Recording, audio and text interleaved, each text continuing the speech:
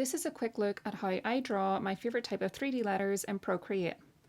I'm trying to keep it all in one video, so I'm going to do a quick voiceover on one of my existing YouTube videos. I would just recommend pausing where you need to, and I hope it helps.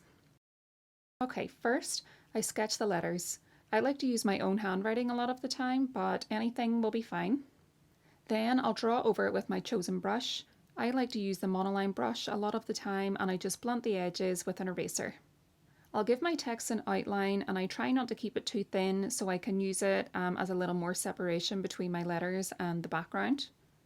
Then I'll duplicate my original letters, I'll choose another contrasting colour and I'll drag them off to an angle, and then I'll join up those edges so that it looks like an extension of the letters. This is one of my favourite parts. I duplicate the outline and drag it off to the same angle, and I'll erase the parts outside of the outline. I'll colour it any contrasting colour as long as it's darker than the infill of the letters, and it ends up looking like a shadow of the outline.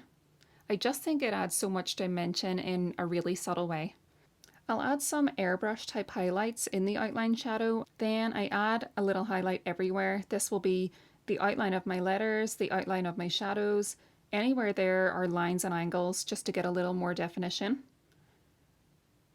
Then I add some shading to the drop shadow. I have found that the more contrast between the colours the better, because the details we add are always more obvious to us than someone seeing it for the first time, so don't be tempted to keep it too subtle.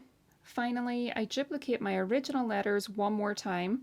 I'll fill them with a darker colour than my background, drag it in the opposite direction to my drop shadow. I'll use multiply as my blending mode to make it look a little more authentic, and that's it.